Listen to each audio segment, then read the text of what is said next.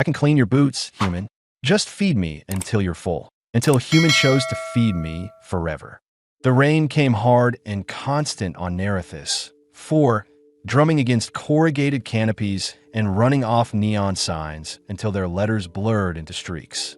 Dockside markets always smelled the same: salt, fish oil, and rust.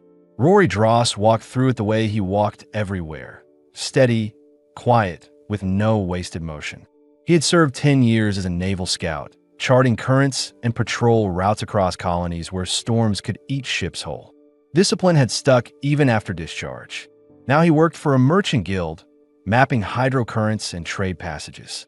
It was unglamorous, but it gave him solitude.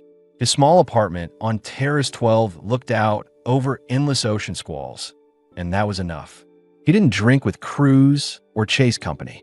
His mission was simple: keep maps accurate, keep routine steady, keep his life contained. But his eyes still scanned crowds out of habit. That's when he saw her. A woman knelt in a shallow pool of rainwater between two stalls. She had no shoes. Her sea-green skin reflected the flickering lamp above her, the glow almost unnatural against the wet pavement. Black hair stuck to her shoulders, dripping cold streams down strips of kelp fiber clothing that clung to her body. She wasn't begging, not in the way he had seen beggars before. She held a broken boot against her chest like it was her last possession. Her voice was soft, but carried through the storm. I can clean your boots, human. Just feed me until you're full. The market noise went on around them. No one stopped. No one cared. Rory crouched, letting his hood slide back enough for her to see his face. He studied her fingers, cut, swollen, split by salt and rope. Not the hands of a thief. Working hands. He noted her jaw, set hard, even while trembling. Defiance, not collapse. What's your name? He asked, voice even. She lifted her chin. Illyra. The word sounded like a test, as if she expected him to dismiss it. You'll eat first, he said. He bought a bowl of Varan root soup from a nearby cart. The vendor didn't look twice, just shoved it at him. Rory turned and handed it to her. She gripped it carefully, as though it could vanish, and ate fast but not sloppy. He saw the way she angled her shoulders to shield the bowl from the wind. Someone taught her to survive with discipline, the same way someone had taught him. He watched her swallow hard, then lower the spoon. She glanced around, expecting the transaction to be over. He should have walked away, but his gut pulled tight. She reminded him of rookies he'd seen after storms. Soaked, brittle, pretending they weren't drowning inside. Where do you sleep? He asked. Her answer was blunt. Where the rain forgets to fall. Not tonight. Come upstairs. Her eyes narrowed. No, I'll clean for it. You'll eat for it. She hesitated, searching his face for a trap. He let silence hold. Finally, she set the empty bowl aside and stood. They walked toward the lift tower. Rory kept his eyes forward, but he felt her glance at every patrol skiff, every face that lingered. He understood trust was a dangerous thing. The lift carried them up through mist. The city stretched in stacked terraces of steel and coral-like growths, storm currents rolling deep below. Illyra's hands tightened on the rail when the deck dropped out of view. You swim? He asked. I float well enough not to die. She said it flat, not joking. He nodded once. That was an answer he respected. His apartment door opened to light and order. A narrow couch, a clean counter, boots lined by the entry, the faint scent of fallen seed coffee. Illyra froze at the threshold. Her wet feet left marks on the metal floor, and her eyes darted from his squared corners to the bed tucked behind a half-wall. Bathroom's there, he said. Towels are clean. Her gaze lingered on his face again, checking if he wanted something. Then she nodded and went inside. Water hissed against tile. Rory turned to the stove. He pulled out Draxon mushrooms, Zyron crumbs, fish oil. The sizzle filled the room. He worked the pan like he did his maps, measured, exact. When she came out, her hair was braided wet down her back. The kelp fiber clothes clung tighter now, seemed stretched, but she didn't cover herself. Her eyes fixed on the map table glowing on the counter. Were those lines? She asked, cautious. Current paths. Shift map for the west pylon. She stepped closer, ignoring the food. She tapped a curved line. That one is wrong. Low tide pulls cleaner. It narrows before the pylon, then splits. Listen, they both stood still. From the balcony came a hollow boom of water against steel, faint but real. He adjusted the map. The projection snapped into alignment. "Where'd you learn that?" he asked. "In a place that sold fish and paid me in bruises." Her tone carried no drama, just fact. "Rory, serve her food." She ate standing, shoulders hunched like she expected the plate to be taken. He let her finish without interruption. "You'll sleep on the couch," he said. "Blanket's warm. Door locks when it shuts. Nobody comes in unless I say so." Her eyes flicked to the door, then back at him. "What do you want for it?" "Nothing. You're safe here. That's the price." She studied him a long moment. Her jaw unclenched. Finally, she said, "If I wake and the door is open, I won't run. I'll push you off your own balcony before anyone touches me." Rory almost smiled. Noted. He dimmed the lights. She lay down, pulling the blanket up to her chin. She whispered one more thing into the quiet. "I don't beg for food. I bargain. Tonight, I bargained badly." He stopped near the couch. "You warned me about the surge. Fix my boot. Corrected a map. That's not a bad bargain." Her lips twitched into the first trace of a smile. She rolled to the side, braid trailing across the pillow. Rory locked the door, checked the balcony latch, then lay down on his bed. The room hummed with pumps and rain. For the first time in years, the silence inside his apartment felt different, heavier but not empty. The night passed without disturbance, except for the low hum of the city's pumps and the steady hiss of rain. Rory woke early, the way service years had drilled into him. He checked the locks by instinct, then glanced toward the couch. Illyra was curled under the blanket, one arm tucked beneath her head. Her breathing was steady. She looked younger like that. Less guarded, less sharp. He moved quietly, setting water to boil for coffee. The smell of roasted furlan seeds filled the air. When the kettle clicked, she stirred. Her eyes opened, alert in an instant, as if waking was always a risk. She pushed herself upright, the blanket slipping from her shoulders. "You're up early," she said. Her voice carried suspicion, like she was checking if he had been watching her. "Always am," Rory answered. He poured 2 cups and slid one across the counter. She hesitated, then took it with both hands. Her fingers tightened around the warmth, and he noticed small scars across her knuckles, faint white lines against green skin. He hadn't asked her story the night before. People listening to this might have wondered, where had she come from? What had driven her down into that rain-soaked market? Why was she alone? "You didn't say," he began, leaning against the counter. "What brought you to the docks last night?" She lifted the cup, blew on the surface, and avoided his gaze. "Work ended. Paid it." A pause, her jaw set. "I cleaned holes, patched nets, slept near the skiffs." Then a foreman decided he liked his workers weaker, easier to use. Rory didn't ask more. Her eyes had that hard shine that came from speaking just enough truth to end the question. He let the silence carry. Instead, he shifted to practical ground. "You said you can cook." Her eyes flicked up. A cautious pride surfaced there. "Better than the soup I had yesterday." He nodded to the small crate under the counter where he kept supplies: dried root, fish oil, crumbs, a handful of seafood. "Show me." She moved with quick precision, stripping off her damp shawl, tying it tighter around her waist as if making a uniform of it. She washed her hands first, scrubbing them raw under the tap. Rory noticed the care. Survival made people ritualistic.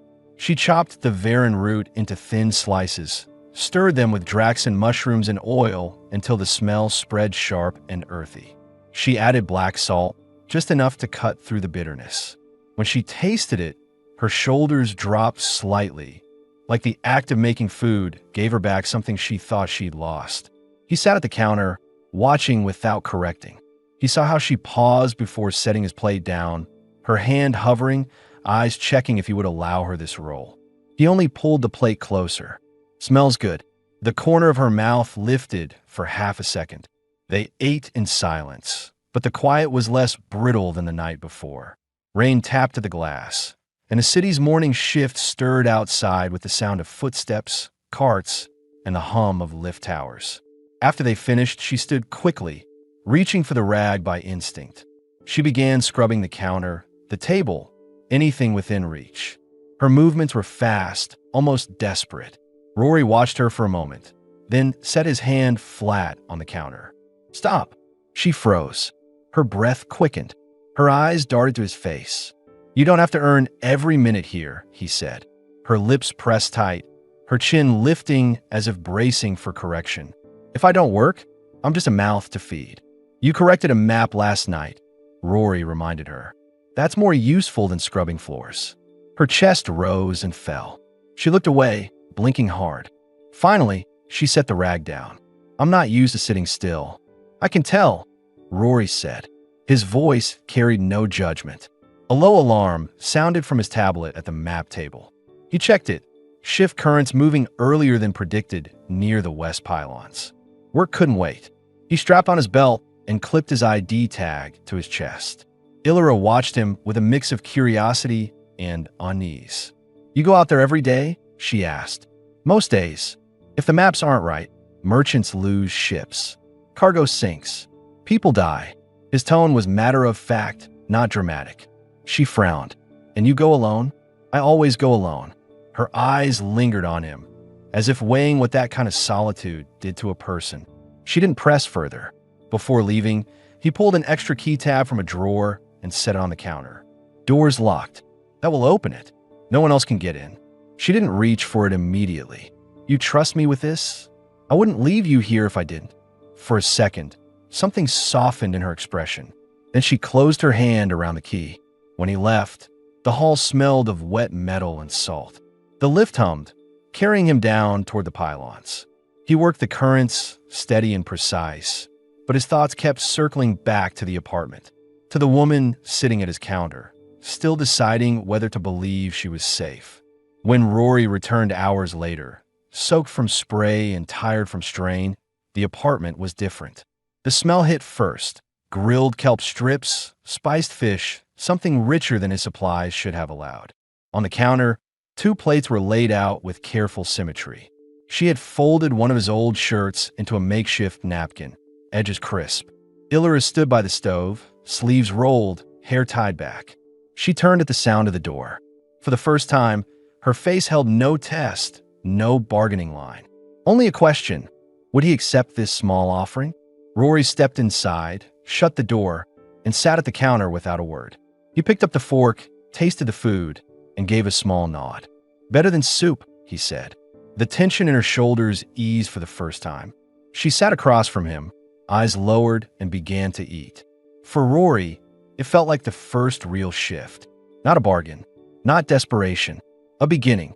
The rain eased overnight, leaving the city washed in pale gray light. Water dripped from steel ribs outside the balcony, a slow rhythm that filled the quiet apartment. Rory woke later than usual, his body reminding him of the hours spent against the current the day before. He pushed himself upright, checked the locks out of habit, and glanced toward the couch. Illyra wasn't there. For a moment, tension gripped him, an old reflex, the sense of losing control. But then he heard the scrape of a chair, the clink of a pan. He moved into the main room and found her standing at the stove, hair tied into a rough knot, bare feet planted steady on the metal floor. The kelp fiber wraps she wore were still damp from being washed and now clung in darker streaks across her skin. She looked back at him briefly, then returned to stirring the pan. "You said yesterday the mushrooms burned too fast. I'm trying slower heat." Rory watched her without answering right away. He had left her alone in his space, given her a key, and she hadn't run. She hadn't stolen anything either. His maps were untouched, his tools in place. Instead, she had taken food from his supplies and was cooking it for them both. That choice mattered. "You were up early," he said, pulling on a clean shirt. "I don't sleep long. I hear noises, think they're footsteps. Hard to rest after that." He nodded once, not pressing. Fear didn't fade overnight. "Anything out of place?" "No, just the pumps. And one neighbor who slams their door like they want the whole floor to know." Her mouth twitched as she said it, a trace of humor slipping through. They ate together at the counter again. The food was simple: varan root sliced thin, mushrooms seared in oil, Zyron crumbs toasted until crisp, but it was balanced, thoughtful. Rory finished and set his fork down. "You've cooked before," he said. She shrugged. "On ships, in camps, for men who didn't look at me while they ate. Food was work. Not this." She gestured vaguely at the counter, at the two plates facing each other. Listeners of the story might have wondered about her people, the Arenyi. Why she was here, alone, in a human city built over an ocean that wasn't hers. Rory asked the question directly. "Where's your family?" Her hand froze halfway to her cup. She lowered it slowly. "Gone. Some to the water. Some to other worlds. None left for me." Her tone was blunt, a wall slammed down. Rory studied her, then leaned back. He could have pressed for detail, dates, names, tragedies, but he saw the warning in her eyes. Some wounds were not information. They were anchors. He let go. Instead, he asked, "What do you want now?" She looked startled, like she hadn't expected the question. "Want? Yes. Not what you'll take to survive. What you want." She didn't answer right away. She wiped the counter with her hand, stalling, then said quietly, "I want not to be sent away." The honesty landed heavier than any dramatic story could have. Rory kept his face steady, but something shifted in him. He had brought her in as a decision made on instinct. Now he felt the weight of what that meant. Later, he pulled on his utility belt for work.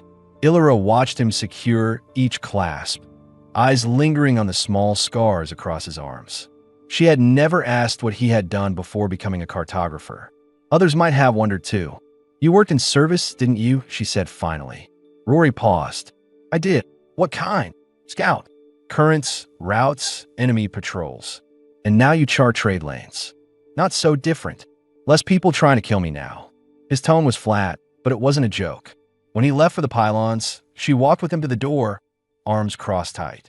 She didn't ask to come with him, but she also didn't step back until the door shut. He noted that. The day's work was longer than expected. By the time he returned, his shoulders ached, his hair clung damp from spray, and the storm had picked up again. He opened the door and stopped short. The apartment looked different. His boots were cleaned and placed with care, the couch blanket folded crisp, his tools laid out in a neat row. The air smelled faintly of grilled fish and black salt. And on the balcony, Illyra stood barefoot, staring out over the ocean. She wore one of his old shirts now, sleeves rolled high, the hem brushing her thighs. The fabric dwarfed her, but she carried herself like she had chosen it deliberately. When she turned at the sound of the door, her expression was careful, waiting to see how he'd react. "You were gone longer," she said. Currents shifted faster than forecast. "You didn't eat." She gestured to the plate waiting on the counter. He stepped inside, shut the door, and set down his gear. She studied him while he ate, quiet but intent, as if measuring every bite. When the plate was empty, she finally spoke again. "If you send me away, I'll disappear into the tide. You won't find me again." Rory's fork froze halfway to the counter. He set it down slowly, then looked at her. He didn't argue. He didn't tell her not to think like that. He just said, "I'm not sending you anywhere." The silence stretched. She nodded once, sharp, and turned back to the balcony. But he saw her hands ease on the railing, tension draining from her shoulders. For the first time, Rory realized she wasn't just staying because of food or shelter. She was testing if someone could choose her without condition. And for the first time, he felt he wanted to prove that choice wasn't temporary. The storm settled into a dull drizzle by morning. The apartment smelled faintly of salt and reheated fish. Rory sat at the map table, updating current lines, while Illyra moved around the kitchen, drying dishes she had already washed twice. She worked with unnecessary precision, folding rags, aligning cups, checking surfaces that didn't need checking. "You're scrubbing the same plate again," Rory said without looking up.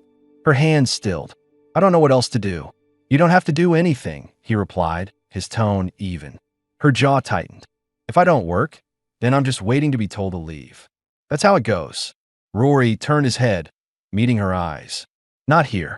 This isn't a dockside contract. You don't need to prove something every second." The words hung in the air. She set the plate down, but her shoulders stayed rigid. Listeners of this story might have wondered why Rory let her stay so quickly, what exactly he wanted from her, and whether she understood his reasons.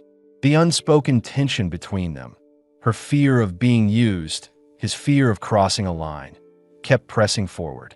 Illyra broke the silence. "You haven't asked me why I said those words last night. About disappearing into the tide.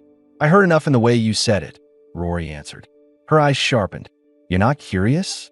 Most men want details. They want the whole story, the dirt, the shame. I'm not most men." That answer silenced her. She turned back to the counter, lips pressed tight, but a faint flicker crossed her face, relief mixed with unease. Later, he left for work at the pylons. Before stepping out, he looked at her standing barefoot near the balcony. "Lock the door. Don't open it unless you hear my voice." She gave a half smile, quick and strange. "You think I'd let anyone else in? I'd throw them over the rail before they crossed the floor." When Rory returned near dusk, the apartment had shifted again.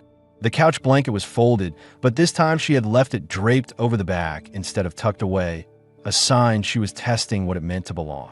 A pot simmered on the stove, filling the air with varan root and sea fruit. She stood in one of his spare shirts, the sleeves rolled high on her arms, hem loose against her thighs. "You didn't eat yet?" she asked. "I waited." He sat at the counter while she served. They ate in silence, but her knee brushed his under the table and didn't pull back. He noticed the deliberate choice, small but loaded. Afterward, he set down his fork. "I need to ask you something." Her eyes lifted quickly, guarded. "Why me?" His tone was calm but direct. "There were hundreds in that market last night. Why offer yourself to me?" Her breath caught. She looked away, then back at him. "Because you stopped. The others didn't. You looked not past me, but at me. That's all it took." The honesty hit harder than expected. Rory leaned back, weighing her words. He realized then what she hadn't said, that she had gambled on him, and if he had walked away, she might not have survived another night. Illyra rose to clear the plates. Her fingers trembled slightly as she reached for the dishes. Rory stood as well and caught her wrist, not hard, just enough to stop the motion. She froze, eyes locked on his. "You don't need to clean right now," he said, voice low. Her pulse beat fast against his hand. "Then what do I do?" "Whatever you want." She searched his face, testing for mockery. Finding none, she pulled her wrist free slowly, then stood close enough that he could feel the damp heat of her skin. For a long moment, neither moved. The rain outside ticked steadily against the balcony glass. Finally, she broke the silence. "Show me the maps again." The request startled him. She could have chosen anything, food, work, even his bed. But she asked for knowledge. He powered the table, white lines of current glowing across the display. She leaned close, hair brushing his shoulder, studying the paths. "You track storms like hunters," she murmured. "Currents decide who lives or drowns," he answered. Her hand hovered above the glowing surface, tracing a curve. Their shoulders touched. She didn't pull away this time. He let the closeness settle, steady and heavy, neither of them acknowledging it out loud. When the map dimmed, she looked up at him. "You said yesterday I was more than scrubbing floors. I don't know if I believe you yet, but I want to." Rory's expression didn't change, but his voice carried weight. "Then stay long enough to find out." Her breath caught again, and this time she didn't hide it. She nodded, a small, sharp movement, and stepped back just enough to keep control of herself. That night, when they lay down, she on the couch, he in his bed, both stayed awake longer than usual, staring at the ceiling, each turning over the same question. How long until choice became trust? The rain returned heavy through the night, hammering the balcony glass. Rory woke at intervals, listening for unfamiliar sounds, a habit from years in service. Each time he glanced toward the couch, he saw Illyra's outline under the blanket, still, curled, awake or asleep, he couldn't tell. By morning, the storm had thinned to a mist. The apartment smelled faintly of salt and burned oil. Rory brewed strong Ferland seed coffee, poured 2 cups, and set one near the couch. Illyra pushed herself up slowly, rubbing her eyes, her hair loose from its braid. She pulled his shirt tighter around herself before taking the cup. "You didn't sleep much," he said. "I listened too hard," she answered. "Every door slam feels like someone coming for me." "You're safe here." Rory reminded her. His voice was calm, but firm, the way he had spoken to rookies when he needed them to believe him in storms. She met his eyes. You keep saying that. Maybe one day I'll believe it. They ate in silence, small plates of grilled kelp strips and root mash. The air between them felt heavier than before. Something unspoken pressed closer with every shared glance. Rory stood to strap on his belt, preparing for another day at the pylons. Illyra stepped behind him unexpectedly. Her hand landed lightly on his shoulder, then stayed. He didn't move, waiting. She shifted closer, her chest brushing his back, her breath near his neck. "May I?" she asked, her voice low, uncertain but steady. "Yes," Rory said. Her hand traced down his side, fingers curling at his waist. He turned slowly, giving her the chance to stop. She didn't. Instead, she lifted on her toes and kissed him once, soft, direct, not desperate but deliberate. When she pulled back, her eyes searched his face, waiting for rejection. Rory set his palm against the small of her back, holding her steady. "You don't owe me this," he said. "I know," she replied quickly, almost too quickly. Then, quieter, "I want it anyway." The words stripped away the last of his hesitation. He leaned down, kissing her again, slower this time. Her fingers found his jaw, her body pressing closer. When they finally parted, she was breathing fast but steady. "You'll be late," she said, a faint smile breaking through her usual guarded tone. "Some things are worth it," he answered. He left eventually, the pull of duty still stronger than desire. But when he returned hours later, soaked from spray and tired from the shift, the apartment no longer felt like his alone. Illyra stood at the stove in his old marine shirt, bare legs pale green in the lamplight. She glanced over her shoulder as he entered, her expression testing, uncertain if the morning had been a moment or a change. He crossed the room without speaking, set his gear down, and stopped behind her. His hand brushed her hip as he reached for a plate. She stilled for half a second, then leaned back against him slightly, an answer without words. They ate together, knees brushing under the counter. His hand rested on her thigh, firm but unmoving. She didn't shift away. Instead, she set her hand over his, holding it there. When she stood by the bedroom door later, she didn't ask this time. She only said, "Stay." Rory stepped through. The decision needed no ceremony. The city outside was quiet except for the pumps that kept the terraces afloat and the soft hiss of rain against steel. Inside, the apartment lights were dim, warm enough to soften the edges of every shadow. Rory stood in the doorway of the small bedroom. Illyra faced him, barefoot, wearing only his old shirt that hung loose on her frame. The hem brushed high across her thighs. The neckline slipped wide across one shoulder. She didn't fidget or cover herself. Instead, she stood with her chin slightly lifted, waiting to see if he would cross the distance. He stepped forward. His movements were steady, controlled, but his chest felt tight. She didn't step back. Her breathing quickened as he stopped in front of her. For a moment, neither spoke. The sound of rain filled the silence. "I don't know how to do this without bargaining," she admitted quietly. Her eyes flicked to his face, then away. Every time before, it was work, a price. I don't know what it means if it isn't." Rory's voice stayed low but firm. "It means you choose it, or you don't. Nothing else." Her shoulders trembled, not from fear but from the weight of the moment. Slowly, she reached up and touched his jaw. Her fingers were cool, careful. "Then I'm choosing."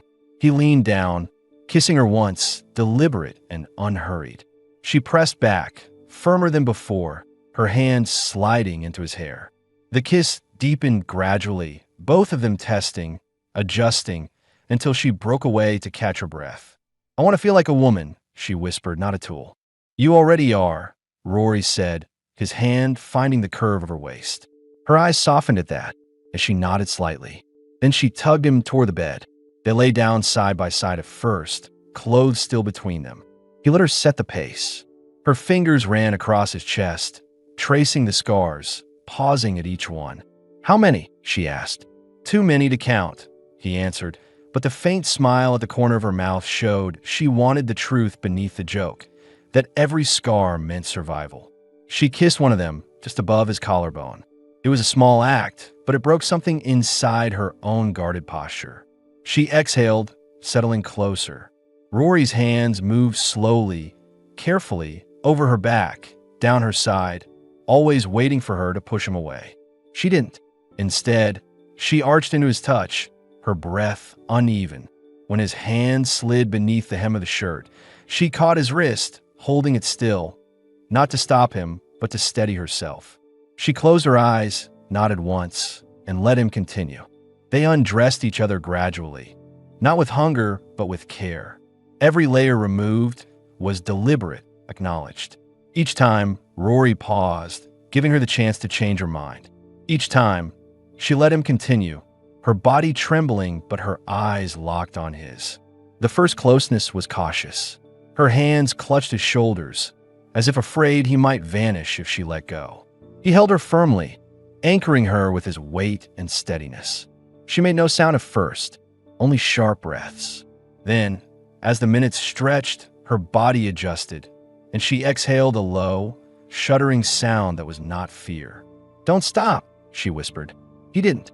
The rhythm grew slower, deeper, until the room felt sealed from the rest of the city. Rain tapped against glass. Their breaths tangled. Her hands slid from his shoulders to his back, pulling him closer. He answered with his strength, holding her as if he had no intention of ever letting her go. When it ended, they lay together, skin damp, bodies pressed close. She buried her face in his chest, her hair still smelling faintly of salt water. For the first time since he had met her, her muscles were loose, not braced. After several minutes, she spoke, voice muffled. "You didn't take anything from me." Rory kissed the top of her head. "I gave you something." She looked up, her eyes wet but steady. "Then maybe I can stay." "You already are," he said.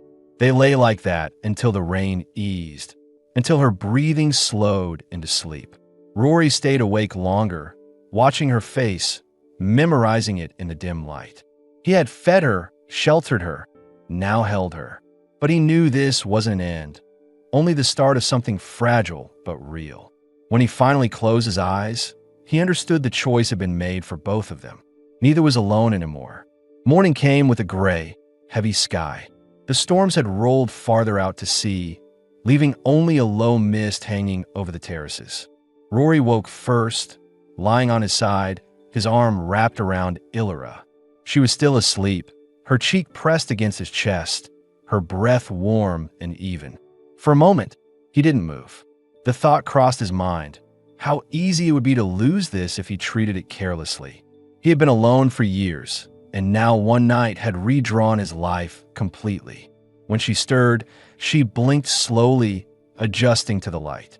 Her eyes found his, and for the first time, she didn't look guarded. She looked uncertain, yes, but also softer. She whispered, "You stayed." "I told you I would," Rory replied.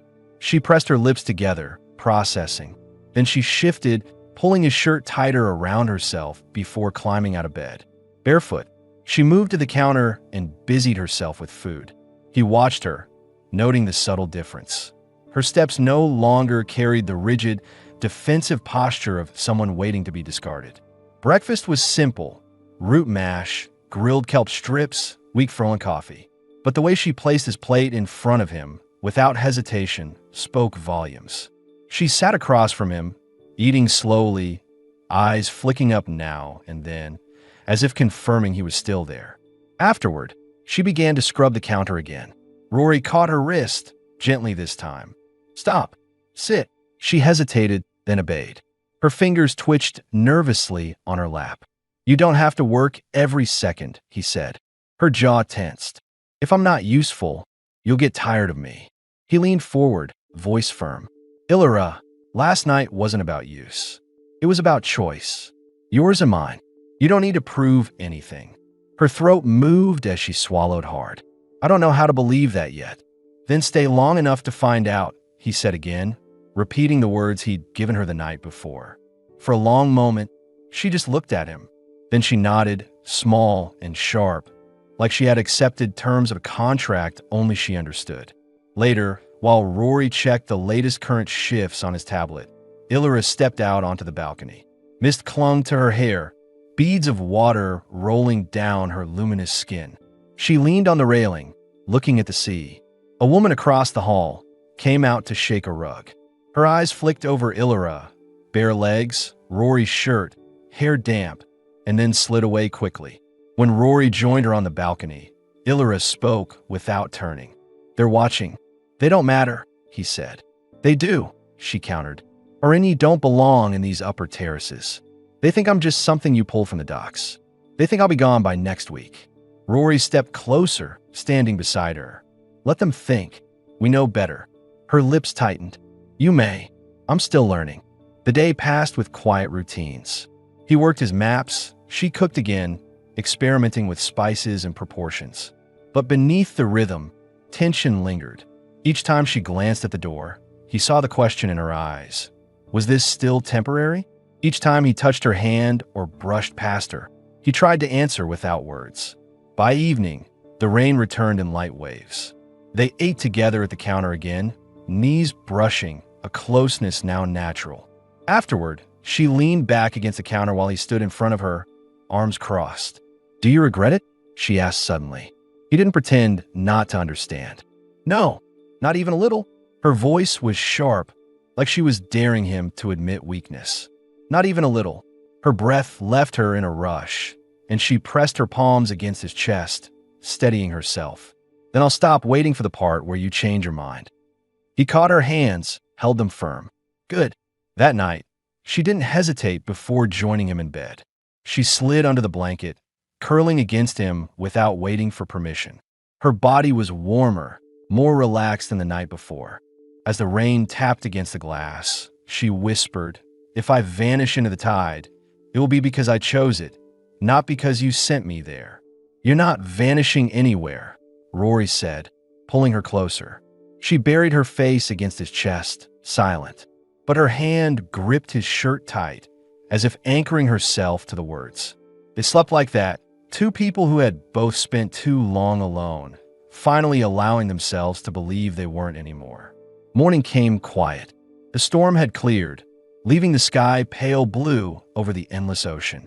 From the balcony, the horizon stretched clean and sharp, no longer blurred by rain. The air smelled of salt and faint metal. Rory stood at the railing, drinking his coffee, when Illyra stepped out beside him. She wore his shirt again, sleeves rolled, hair damp from a quick wash. She leaned into the rail, her bare feet steady on the metal floor.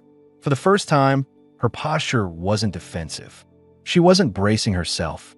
She was simply there. "Feels different today," she said, watching the sea. "It is different," Rory answered. She glanced at him. "Because of last night. Because of everything since the market," he said. She held his gaze longer this time, then looked back out over the water.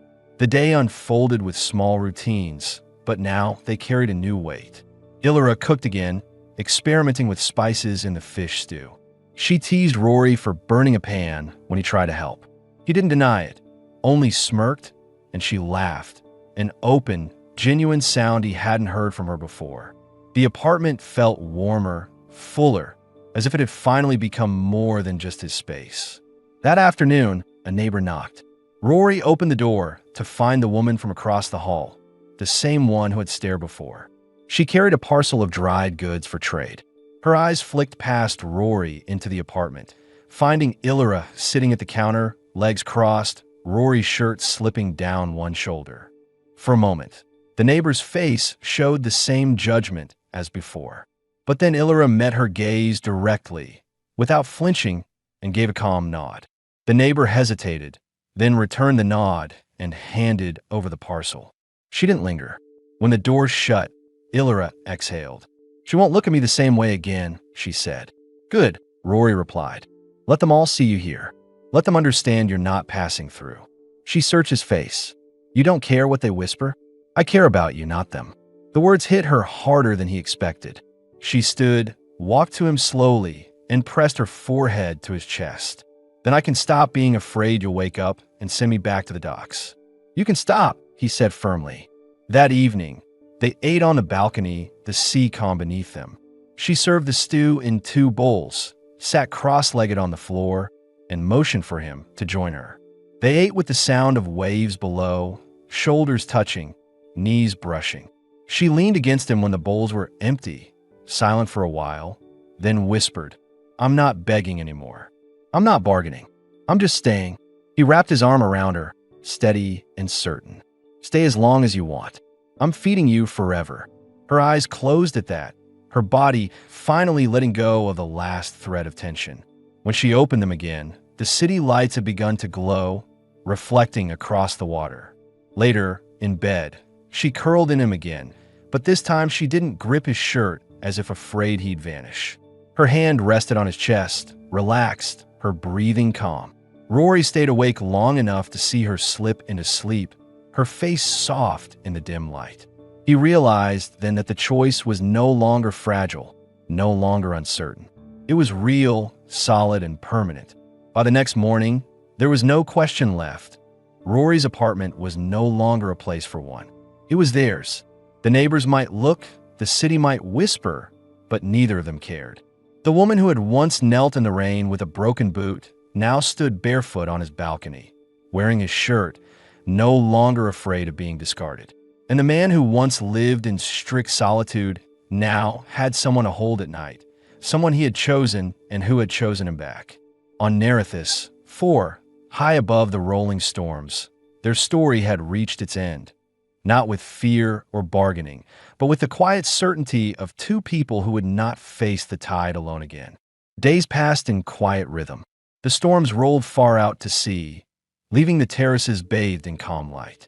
Rory and Illyra found themselves moving like 2 people who no longer questioned each other's presence.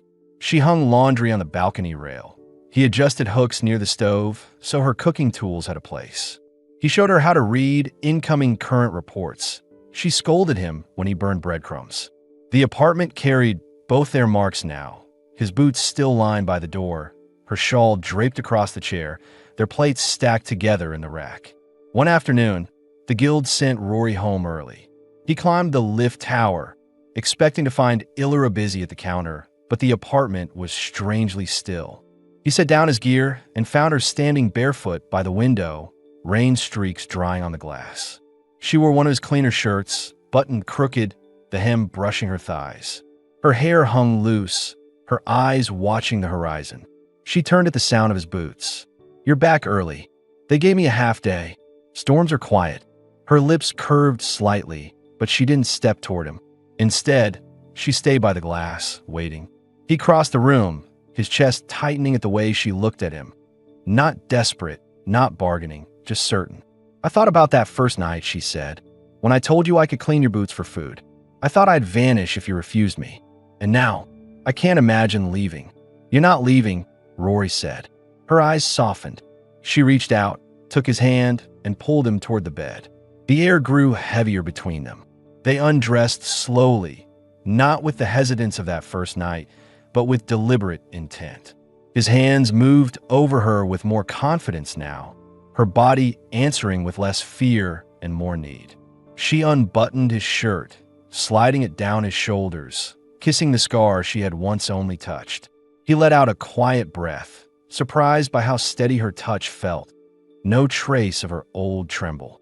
When he laid her down, she met his weight without retreat, pulling him closer, her legs wrapping around him. Their mouths met in urgent rhythm, broken only by brief gasps. She whispered his name once, not in fear, but as if staking claim.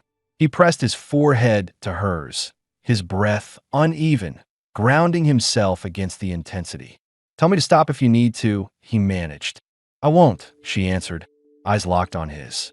"Not tonight." What followed wasn't rushed. Their movements stretched long, unhurried but powerful, each one deepening the connection they had been building in silence for days.